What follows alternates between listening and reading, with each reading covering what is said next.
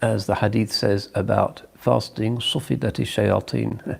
The shaitans are chained up in the month of Ramadan, and the whole world is going through a kind of ascetical fasting from many of its pleasures and its customary joys at the moment. And as a result, the heart is liberated.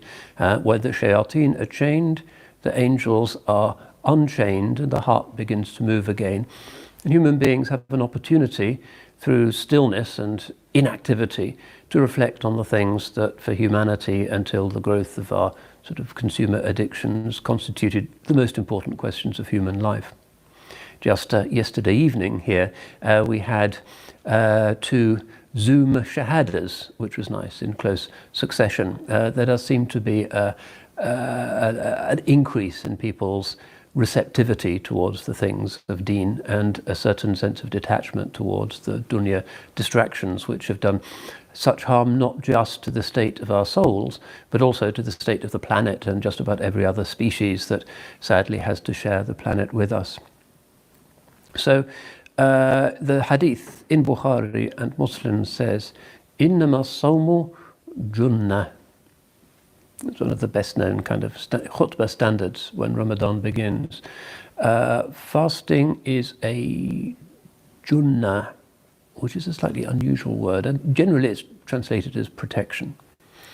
So let's go with that, a shield. فَإِذَا كَانَ أَحَدُكُمْ صَائِمًا فَلَا يَرْفَثْ وَلَا يَجْهَلْ وَإِنْ شَاتَمَهُ أَحَدٌ أَوْ قَاتَلَهُ فَلْيَقُلْ إِنِّي صَائِمٌ. Who is fasting, let him not speak in an ugly way or behave in an ignorant and coarse way.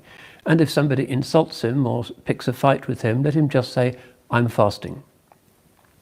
So protection indeed. But this junnah comes from the Arabic word that also gives us words like majnoon, which means crazy, or jinn, who are the unseen ones. It means something that causes a detachment and a move into a different kind of plane. So when we are fasting, we, as it were, are moving into a different air. We breathe differently. It's like that experience we have when we dive underwater. We're still ourselves, but we inhabit a very different ambient environment, and one that we feel is not so naturally geared to the gratification of our cravings and our nourishment. We are in a different space. When we fast, we breathe a different air.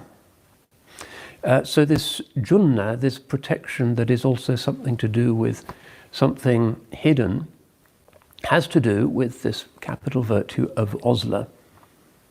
We are taking a step back from the normal kind of monkeyish desire within ourselves immediately to reach for the next source of sense gratification. We simply can't. And one of the blessings that people often remark on during Ramadan is that it actually gives us the good news that we are capable of making a difference in dealing with our addictions. If you can knock off smoking during the day, that's a good start. If you can reduce your food intake during the day, that suggests that your obesity problem might not be so hopeless as you might think. There's a lot of good news in fasting, in that it shows us that we do have this capacity to exercise will.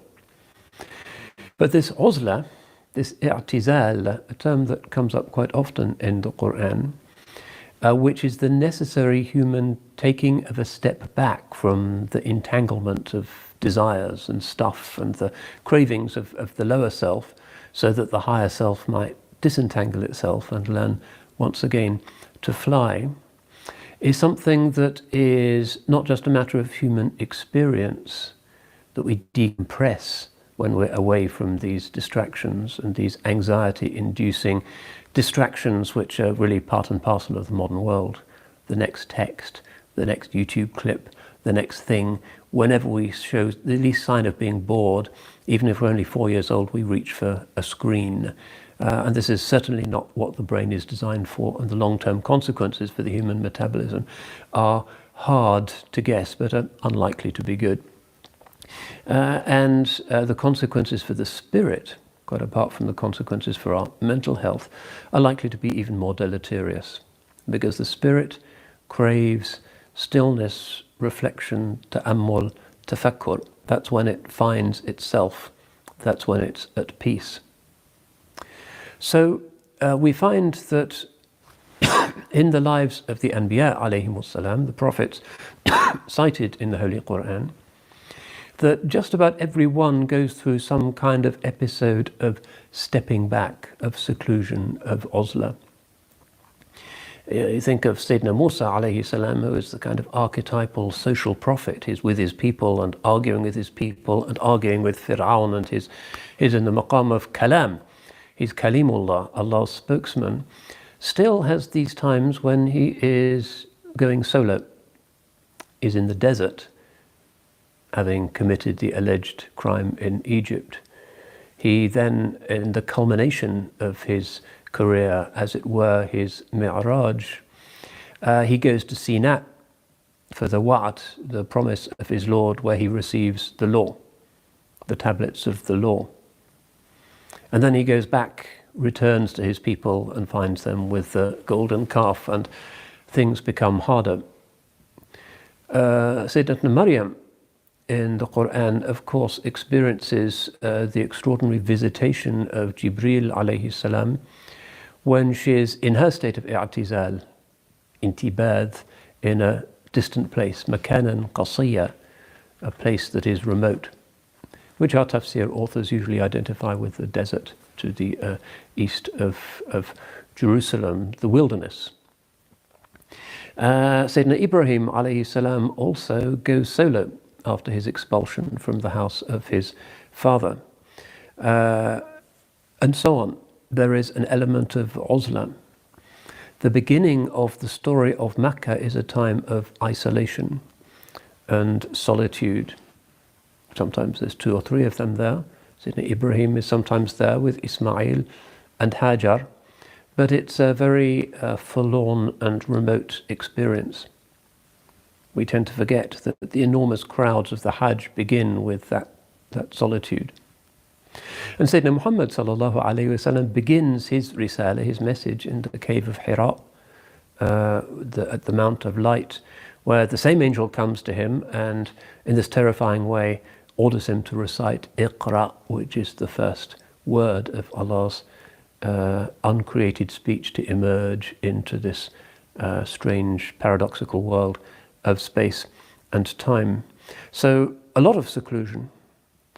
And in our civilization, the merit of seclusion has often been debated. If the prophets ﷺ are sometimes alone and seem to be very spiritually close to their Lord at that time, the angel doesn't turn up when there's a crowd by and large, but when the chosen one is alone, we have also recognized that there has to be this balance. So the prophets balance being with people, often arguing against them, trying to help them, but also times of solitude and seclusion. And in the forms of Islam, there are also types of stepping back, self-prohibition. Even the Hajj, which is this enormous example of sohbah and companionship, is also a time when we are detached in certain ways from certain pleasures through the rules of ihram, which are actually quite strenuous rules and which forbid to us certain things, which even when we're fasting in Ramadan, we're allowed to do. It is a sacred state of tajreed, of stripping away of dunya attachments. And Ramadan is another example of that. And the prayer itself, when we pray, we're really not allowed to indulge any of our usual pleasures. We can't even answer the phone. We're also in the state of seclusion, but as they say, khalwa fil jalwa, solitude in the crowd. And this is a virtue that the spiritual of this community have always commended. In other words, don't osmotically be absorbed by the impulses of the people who are in the shopping mall. Try and remember your Lord. Go in for what you want to buy, go out again, but don't get caught up in that kind of mass comatose attitude, the hypnosis that the advertising men have imposed on otherwise quite coherent human beings. We're supposed to be better than that. So yeah, Junnah, a protection and a stepping back.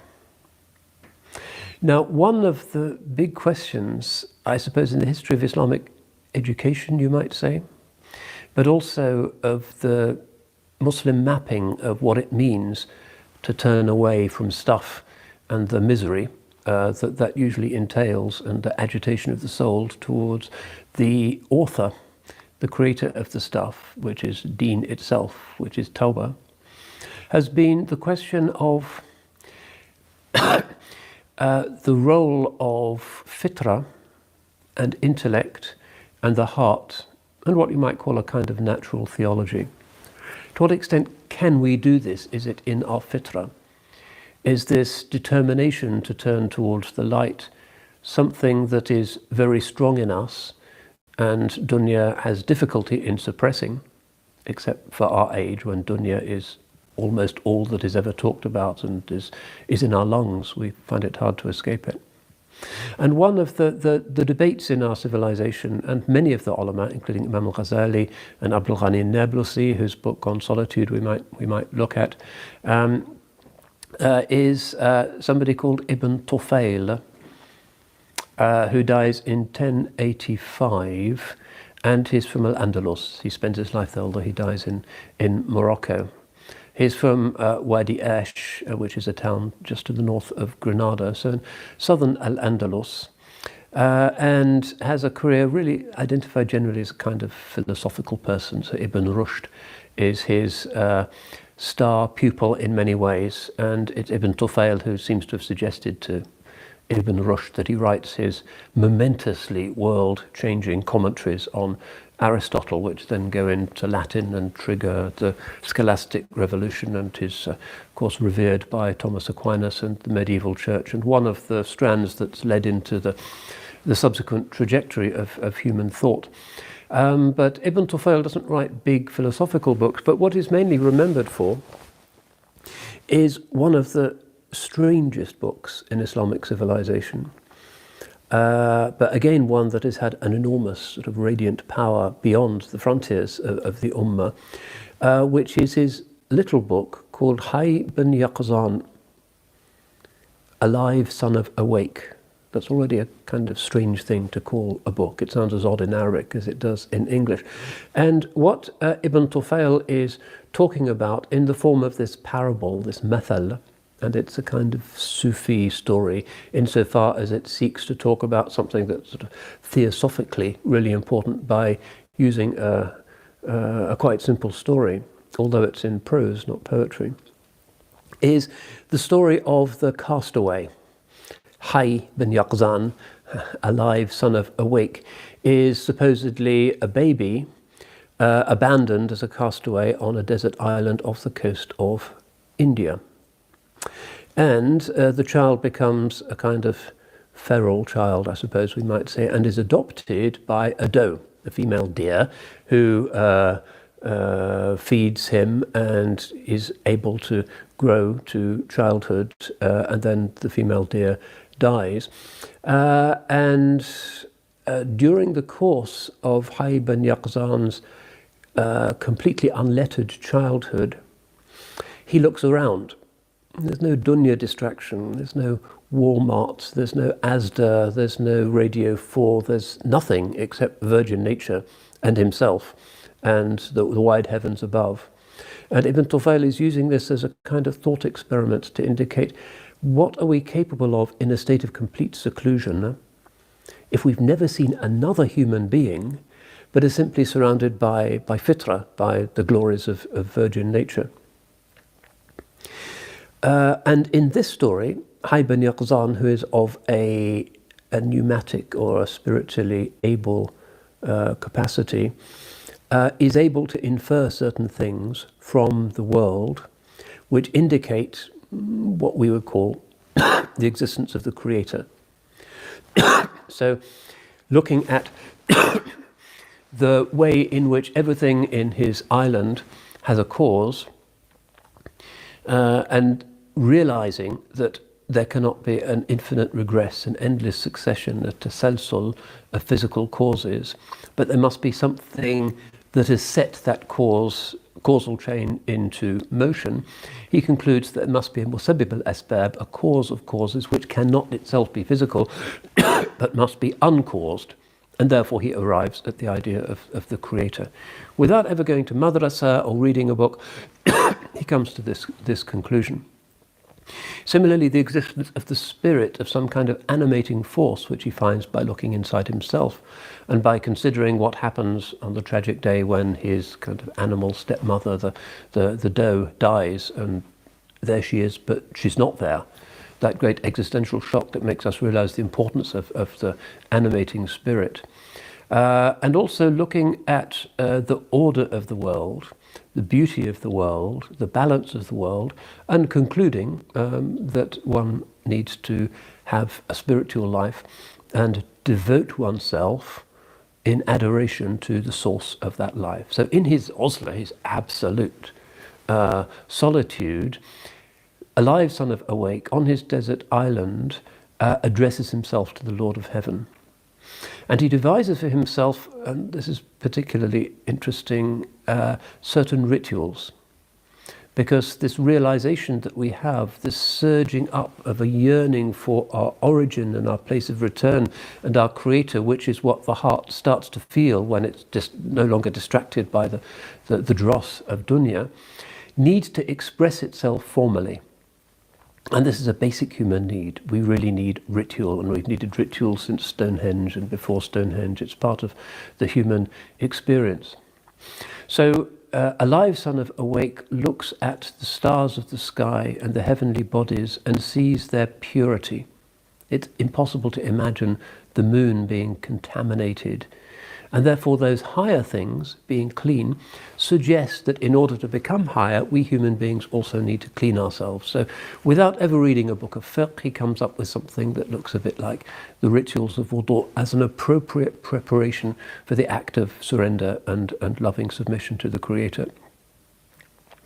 He then sees that the creation itself, which is in really a very Quranic way engaged in a state of cosmic witnessing to the glory and the beauty and the perfection of its source, operates cyclically. There are seasons, the sun and the moon rise and they set, human life and other lives come and they go, everything is cyclical. And therefore he assumes that the human form of an appropriate divine worship must also be cyclical. So he starts walking around his little hut where he prays and finds this circularity, this kind of tawaf, a very effective way of joining the cosmic sympathy.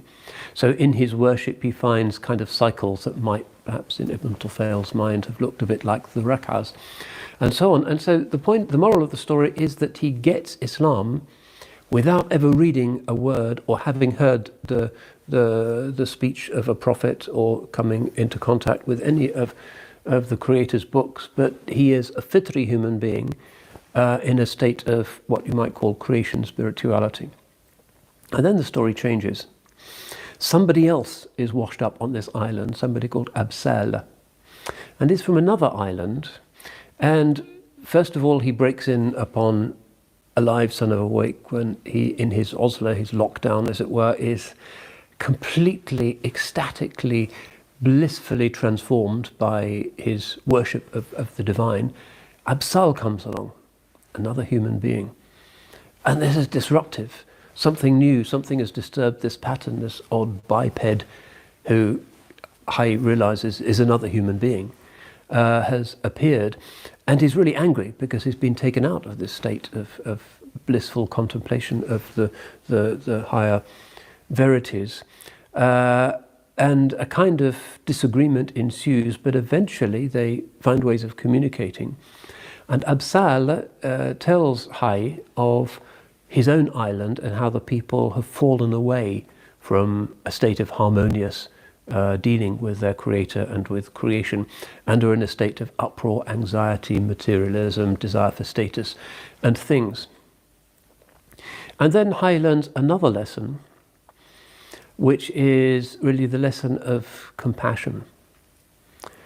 If you recognize Allah's beauty in everything in the world, which is something that is enabled by the stillness which seclusion gives us, and assume a gratitude for them, and you see the mercy of the compassionate God and the principle of beauty in the world, superabundant everywhere, you yourself wish to become a beautiful person and therefore a compassionate person.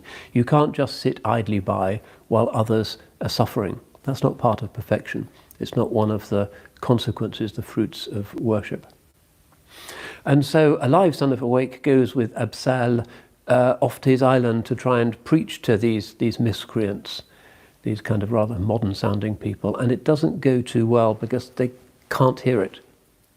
They haven't had that inward state of limpid tranquility that enables them to see that, well, this makes a lot of sense, and of course we'd love to worship, and of course there is a one source behind everything. They're busy with stuff and status, and it's a bit like the response that prophets tend to receive. They're always strangers in their own country.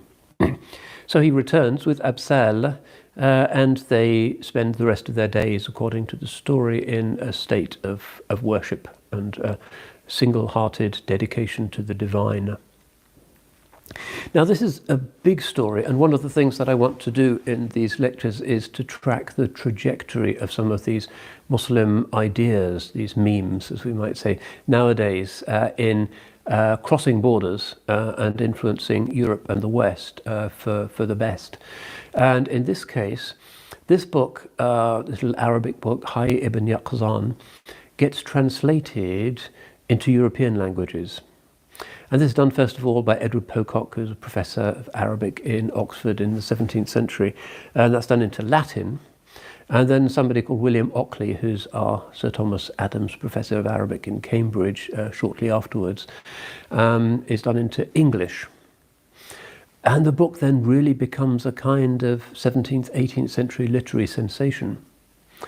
Everybody is reading A Live Son of Awake, Philosophicus Autodidactitus, or whatever it is in Latin, the self-taught philosopher, the one who's got to the summum bonum, has understood everything by being taught on his own. And it becomes, in the context of the rise of Platonism in Europe, and also a certain sense of dissatisfaction with certainly church Christianity, one of the go-to texts. So it's very influential in the formation of the Quaker movement in England, for instance, and with some of the original nonconformist movements. And it goes on to influence, well, one example that's frequently cited is Kant, who seems to have read it, a number of other philosophers, and also, interestingly, it's almost certainly the inspiration for Daniel Defoe's novel Robinson Crusoe, famously the first novel in the English language. Defoe seems to have read the translation, and the story is very similar, although Defoe doesn't really get the kind of spiritual dimension of it, but it becomes a kind of adventure story. Although it does have an esoteric dimension that modern readers generally don't get because they don't inhabit that world with its assumptions and vocabulary. So this becomes a bestseller in the Western world, particularly in the English-speaking world, and triggers, or is one of the factors that triggers one of what I call the three waves of love. That sounds a very soppy expression. Sounds like the title of a Catherine Cookson novel, perhaps. But I mean love in the sense of sacramental, sacred love. In other words, recognizing the lovability of things because they bear witness to the beauty and the wisdom of their transcendent creator. So real love, what they call ishq haqiqi. In our vocabulary, we tend to differentiate between real love and metaphorical love. Real love is the love of the one who owes everything to its source. And metaphorical love is the love that we experience when we love something or someone, because in that person there are unmistakable signs of the beauty and the greatness of the Creator. So there's a kind of mirroring. So we have this in our Islamic culture, which is in a sense Quranic. Hayy ibn Yaqzan comes from the Islamic world. It couldn't really have been created very easily in Western, certainly Latin Christendom. And where it appears in the West, the story of Alive, Son of Awake, with its idea of a seclusion that leads to a kind of compassion and also a direct knowledge of God. Sometimes it's in sort of deistic circles, people who are trying to sidetrack organized religion, but it's a sacred story. It's certainly not part of the secularization of the West, far from it. It's emphasizing a creation spirituality. Everything in the world breathes the fragrance of its divine source. And what I mean then by these three waves of love is that Islamic civilization has influenced and shaped the West in very many ways. And one of the things that we like to reflect on at the Cambridge Muslim College is not the kind of them and us view of Islam and the West as an endless kind of zero-sum game, but as a dialogue in which Islamic civilization has quite frequently played a catalytic and transformative role. But very often when we think about the medieval Islamic influence on the West, we tend to think of, inventions. Harun al-Rashid sends a nice water clock to Charlemagne, and we have thousands of inventions, and therefore the West really should respect us more and be less Islamophobic because we've had so many inventions and we've contributed to the wonderful march of science and technology, which has now given us, a failing world, but never mind. That kind of apologetic Muslim inferiority complex that anxiously wants to prove that Islam really was on the same track towards science, technology, and all of those other wonders. That's not really what Revelation is gifting us with. But certainly somebody like Ibn Rushd massively changes the history of philosophy in the West and moves the West away from Plato towards Aristotle in the form of Aquinas and subsequent thinkers. And the Renaissance, of course, is deeply shaped by people like Marsilio Ficino, Pico della Mirandola, and others who are not just reading Islamic philosophical sources, but are also very influenced by the example of the Ottomans, this society that actually allows different religions to coexist. So John Locke was very interested in what he calls the turbaned nations. And one of the foundations of the English tradition of toleration of different religious movements is said to be John Locke's letter concerning toleration, which is almost certainly influenced by his understanding that in the Ottoman example, you have a very successful, powerful Levantine civilization that does allow different religions to exist and to coexist, and therefore why can't we do that in England? And at the time of the Civil War that was quite a revolutionary and for many people quite inspiring thought. So there's been a lot of things in political theory, in metaphysics, in ethics where Islamic civilization has influenced the West. But in terms of the principle of what we would call mahabba, of love, this is less frequently reflected upon. And that's one of the things that I want to, if not really prove academically, at least indicate. Ma baraya wasl amadim, na baraya fasl. The Sufis of Persia say, we've come in order to arrive, not in order to differentiate logically. So this is just an indication, an ishara, not an ibara, if you prefer Arabic. But the three waves of love are as follows. Not only has Islamic civilization influenced the intellectual, ethical, political evolution of the West, but also Islamic civilization has rectified certain, perhaps fatal, shortcomings in the spirituality of the West. Now, spirituality is a much more vague thing to theorize and to prove and to trace origins for than something like philosophy.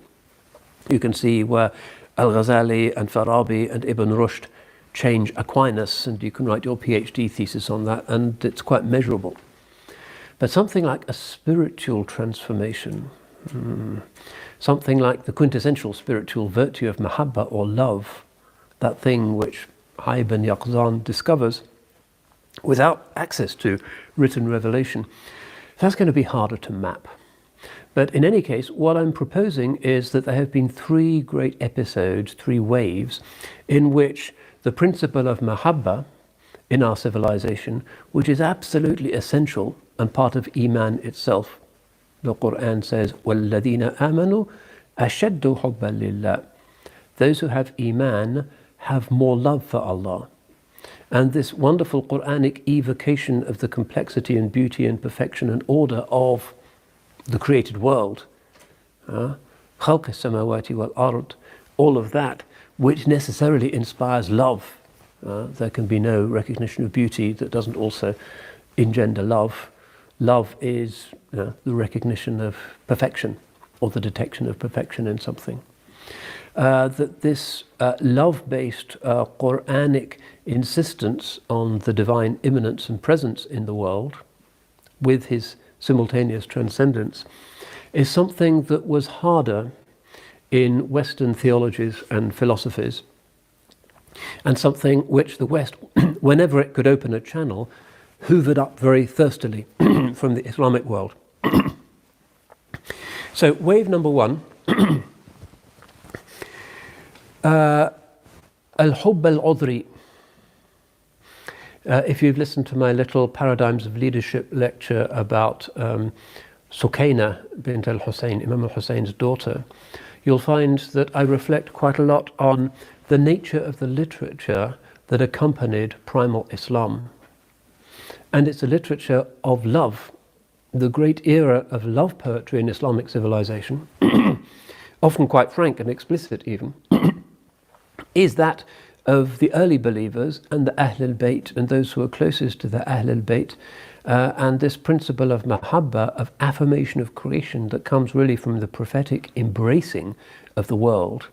Despite his times of seclusion, he was a man who transformed the world by living in the world and recognizing Allah's signs in the world, and the beauty of women and the beauty of love. And this is a major theme of early Islam. Some of the Orientalists were always a bit perplexed by this, and they thought, oh, this is a reaction against the severe world-denying asceticism of early Islam. But no, it isn't. These were very devout people who were sharing that literature. So we have the Layla Majnun legend, Jamil Buthaina, Wamiq Azra later on, these great love stories that become very easily turned into allegories of the human love for the lost divine beloved. And this tradition of love poetry in Islamic civilization, shared by the ulama as much as by everybody else, which is part of Islam's creation spirituality and love of Allah's signs in the world, goes viral and crosses over, crosses the frontier. Sudden 10th, 11th, 12th century efflorescence of this idea of courtly love, chaste love by and large, the praising of the qualities and the beauty of the beloved becomes a kind of craze in Europe at that time, and replaces the rather ascetical and difficult poetry that precedes it. And there are speculations that the word troubadour might actually come etymologically from the Arabic word tarab, which means kind of joy, which is a word for singing, the context in which this kind of amatory verse, which is popular in Muslim Spain, found its way into Europe, and the idea of strophic verse, rhymed poetry, coming into Europe from the Muslim world, because the Romans didn't have rhymed poetry. That influence, along with so many other influences that we got in England, stay indicative for one to find kind of one's own religion by experiencing with an open heart and distance, seclusion from dunya, that reality. And this becomes a major theme in Europe, and one of the key factors in the Enlightenment, and particularly the counter-Enlightenment and the age of Romanticism. So Jeff Einboden, in his book on Islam and Romanticism, Rumi and others, on the transformation of European literature and European sensibilities in the 18th and the 19th century. And of course, Goethe is the key example of this, with his famous Mohammed's Gesang, his song about the Blessed Prophet as somebody who is an affirmer of nature and a builder of civilization, but his Westostlicher Divan, and the whole transformation of German, but also English literature at that time, comes clearly from that second wave of the penetration of literature from the East. This time it's not the Layla Majnun legend, Jamil Buthaina and so forth. The Arabic poetry tends to come through the Persians. the translation of great Persian poets, Sa'di, Rumi, Hafez, into Latin, German, English, French, triggers this huge transformation. So this is something that, of course, many Europe the case, that the great paradigms of romantic literature in Europe, the rediscovery of love, comes from the Islamic world. So that's wave number 2. Where's the third? Well, the third is happening also kind of without the Ummah particularly intending it, but just through the power of the principle, in what you might call the Rumi phenomenon, particularly in the United States, but also across Europe. That Rumi, even though Trump has brought in the Muslim ban and Rumi's Afghan compatriots aren't allowed into America now, but it's harder to keep these memes out, and particularly this Rahi Ashq, this way of love, is irresistible. And Franklin Lewis, in his book Rumi, Past and Present, East and West, has this hundreds and hundreds of pages explaining how profound has been the transformation of Western sensibilities by this supreme, history's supreme poet of divine love, a nature mystic, but also one who is absolutely overwhelmed by the love of God. And that story, of course, is ongoing. One might remark, as a rather sad footnote to that, the fact that the Ummah is not taking advantage of this. The Ummah is more interested in, Muslims invented water clocks, or, Muslims brought sugar to Western Europe, and look, we contributed to your progress, rather than to see what might be authentically and indigenously spiritual. Generally, our discourse in the West is based on, can we have niqab in the school, please, and can we have halal meat in the prisons, and can you stop being Islamophobic and shut those people up? And it's a grievance culture, because we're insecure, and because we no longer are inhabiting that space, the Quranic space of tafakkur, thinking about the beauty of the heavens and the earth, this wonderful, upbeat, celebratory Quranic insistence that everything is staggering and everything is praising God's name, and we just need to join in. The most beautiful religious vision that there's ever been, incredibly upbeat and absolutely focused on this principle of وَالَّذِينَ آمَنُوا أَشَدُّ حُبًّا لِلَّهِ. Those who have Iman have more love for Allah. But we're not in that space, unfortunately. When we go into the interfaith gathering, we say, well, here's a translation of some text on Aqidah, but this wave of love, we're not surfing on that wave of love, unfortunately, but it's happening anyway. That is a meme that they can't get out, because what is more delicious, and what do human beings most crave? So that's my theory of the 3 waves of love. But let's rewind a little bit before we sign off, because people are going to, depending on where they are, want to think about their iftar. You'll have noticed that there is a connection between this Islamic idea of seclusion, of uzla or khalwa, if you like, i'tikaf, but also the contemplation of nature. And you might think, well, if the mystic is in his cell, how's he going to get out and take a hike and experience the beauties of nature? Well, actually, our stories, where we talk about solitude and transformation and joyful upliftment, are not stories of the monk in his cell or in his cave, which is more a kind of Christian or Buddhist monastic tradition, but are actually about being alone in nature. And that's the case with those Quranic stories. Sayyidina Ibrahim, Sayyidina Musa, Sayyidina Muhammad, they're out seeing the glory of nature. If you've been to that cave on the Mountain of Light, you'll see it has the greatest view in the world.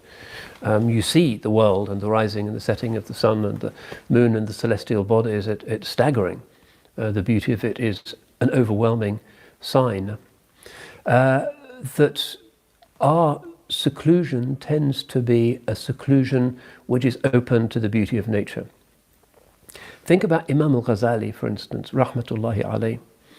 His seclusion, this drastic crisis that he had, and his 10 years disappearing and turning down so many opportunities for dunya and academic preferment, and just almost barefoot going off into the desert. He is traveling. The Islamic tradition of holy seclusion is more to do with siyaha than tarahub. In other words, it's a holy travelling, the idea of the dervish who's not just sitting in a cave, but is out there, wandering around, celebrating the beauty of the world, doing compassionate things, working miracles. It's one of the great tropes of our civilization, the wandering solitary. The hermit who is kind of a friar, if you like, he's out and about, engaging with society. And that, I think, is what differentiates us from the Buddhist and the early Christian idea of solitude and renunciation of the world, because in those contexts, it's also about renunciation of nature. It's about a dualism, that we have to mortify the flesh and turn ourselves into almost skeletons. If you look at some of those Buddhist images of the fasting Buddha, it's quite, it's like something out of a concentration camp. And we have to do that so that the body and the flesh and our enjoyment is no more. And then the spirit will be liberated. Now, in early Christianity, there were a lot of debates as to exactly what you do with the world. But it was noted that Jesus and his disciples were kind of solitaries, not engaged in large networks of family life. St. Paul similarly. And if you read Peter Brown and his book, The Body and Society, you'll read hundreds of pages of actually profoundly depressing stories of mortification and people who tortured themselves, the vows of monasticism, poverty, chastity, obedience, and the endless flagellant stories of certain forms of Christianity that were normal at that time. And one of the reasons for the need for a rectification of the spirituality of the world that made the rise of Islam inevitable was the fact that that had become too dismal. So one of the arguments in contemporary Christianity is we need to get back to a nature spirituality, and we need to start celebrating rather than flagellating. So here is the work of a former Catholic priest, really a bestseller. I wouldn't recommend all of it, but it is at least indicative of where this argument is leading. This is Matthew Fox, Creation Spirituality. So he's talking about the crisis of spirituality in the West and the way in which this flagellant monastic type of Christianity is not really functioning as a very attractive alternative, particularly to young people. So this is what he says in his introduction. What religion must let go of in the West is an exclusively fall redemption model of spirituality, a model that has dominated theology, Bible studies, seminary and novitiate training, hagiography, psychology for centuries. It is a dualistic model. It begins its theology with sin and original sin and generally ends with redemption. Fall redemption spirituality does not teach believers about the new creation or creativity, about justice making and social transformation, or about eros, play, pleasure, and the God of delight. It fails to teach love of the earth or care for the cosmos, and it is so frightened of passion that it fails to listen to the impassioned pleas of the anawim, the little ones of human history. This same fear of passion prevents it from helping lovers to celebrate their experiences as spiritual and mystical. Well, you can see where he's coming from. He's in California and he's coming out of the 60s and the 70s, the hippie generation, the turn to green spiritualities, but is also coming from a Catholic monastic background. And he's saying we need to get rid of those doctrines of the wrong kind of seclusion, the doctrines that say that nature is just fallen, and that humanity without grace is a massa damnata, and back to something more cheerful. So essentially, the distinction that I'm trying to make here is that these three waves of love were welcomed by Europe because so many people were fatigued by an insistence that you could only turn to your creator if you turned away from the wonder and the beauty of the world. And you had to, if you were serious, go into some kind of monastic training and perhaps quite drastic strategies of self-denial, celibacy and poverty and the rest. This is not the way of Islam. The Holy Prophet says, La rahbaniyata fil Islam. There is no monasticism in Islam. He comes from the mountain of light and enters his society.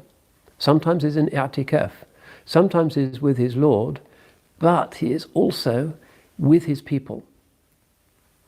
Imam al-Haddad says, وَاقْطَعِ الْحُجُبَ الْكَثِيفَةَ بِالسَّيْرِ عَنْهَا وَاقْطَعِ الْحُجُبَ اللَّطِيفَ بِالسَّيْرِ فِيهَا. Cut through the thick veils by going around them, cut through the subtle veils by going through them. What he means by the thick veils is kind of the deadly sins. You don't deal with them by participating in them until you come out the other side. I gratify this pleasure and then I'll be all right. No, you avoid them. But the thin veils, which is kind of the distractions of this world, you engage with them and you don't run away from them, which is why our normalcy in our civilization is sohbah and not uzla. It is sociality and not solitude, even though sometimes solitude can have that extraordinary spiritual effect.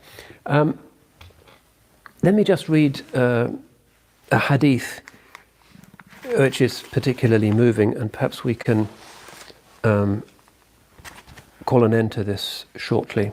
قال Ibn Umair. Ibn Umair said, "Tell us about the most remarkable thing you have seen from Rasulullah sallallahu alayhi wasallam." Aisha wept and said, "Every aspect of him was remarkable. Once he approached me on my allotted night until his skin touched my skin.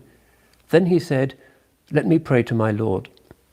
He went to the water skin, performed his wudu from it, and stood up to pray. But then he wept so much that he wet his beard. Then he went into prostration so that he wet the floor. Then he lay down on his side until Bilal came to call to the morning prayer. And Bilal asked, 'Ya Rasulullah, a messenger of God, what has made you weep when Allah has forgiven you your past errors and the future ones?' He replied, 'Wayhaka ya Bilal, woe unto you, O Bilal. What could stop me weeping when Allah the Exalted has sent down to me this night, Inna fi khalqi samawati wal ard wa ikhtilafi al-layli wan nahar la ayatin li ulil albab. There are in the creation of the heavens and the earth and the variations of night and day signs to those with receptive hearts.' Then he said, 'Woe to him who reads it and fails to contemplate on it.'" So the Holy Prophet in this night is just overwhelmed by this divine revelation that in the creation of the heavens and the earth and the succession of night and day and the majesty of creation and the things that fill us with a sense of meaning and of longing and of nostalgia, the beauty of Fajr time, the beauty of the sunset, the wonders of creation, signs for people of understanding. These are not signs to be run away from, locking the door of the monastery or the cell behind you. No, we are in creation, we are part of creation, we are to join the cosmic symphony of cosmic praise. And that is, just to sum up, what I believe to be the distinction between Islamic and some earlier religious visions of seclusion. Ours is a seclusion that is in nature and that affirms nature, and our forms of worship and our ibadah affirm nature, because we know when the sun rises and sets. Our ibadah is absolutely integrated in nature, just as was the ibadah of alive, son of awake. So it's a seclusion in nature so that we can feast on Allah's signs and help the spirit to be nourished. But that, of course, requires stillness and calmness.